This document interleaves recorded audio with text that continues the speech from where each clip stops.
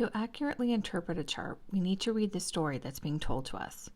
That is, we look to the planet to tell us what is happening, the sign to tell us why and how it's happening, and the house to tell us where it's happening.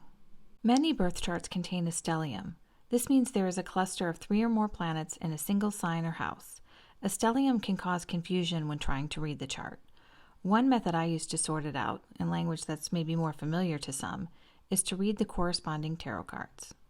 Let's consider the birth chart of Eric Harris, that Columbine shooter I keep talking about. Eric Harris had Mercury, the Sun, Mars, and Venus in the sign of Aries, but only the Sun, Mars, and Venus are conjunct, meaning within 10 degrees of each other, and they're all in the Fifth House of Aries. Let's break that down.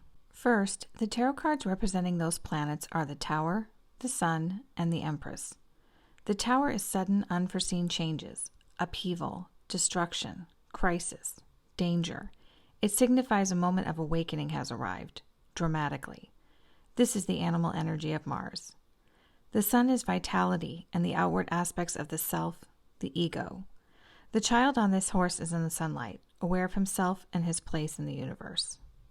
The Empress has the symbol for Venus engraved on her shield. She seems to be seated in an earthly paradise, manifesting her gifts of comfort, sensuality, and emotional support. Now let's add the sign and house to the mix with tarot cards. The Emperor is the Aries card. He is the symbol of male power and virility. He's dressed for war, as we can see the armor beneath his stately robes.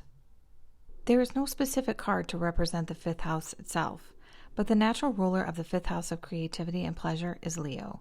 His card is strength. You can see the natural alignment of the lion, who represents our fierce passion.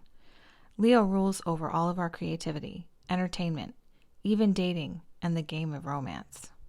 So when we talk about Eric Harris, or anyone having the Sun, Mars, and Venus clustered together, we're talking about someone whose ego and their martial energy and sensual side, in other words, their ego and masculine and feminine side, all move together in concert. And when that energy is placed in Aries, it's expressed in a fiery, passionate way, potentially impulsively or violently, depending on other chart placements and how their soul chooses to operate with that energy.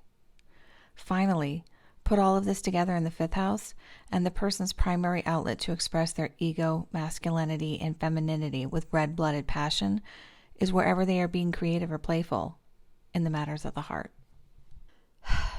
But he was just a killer, I hear you saying? Keep an open mind. There's a lot to unpack here.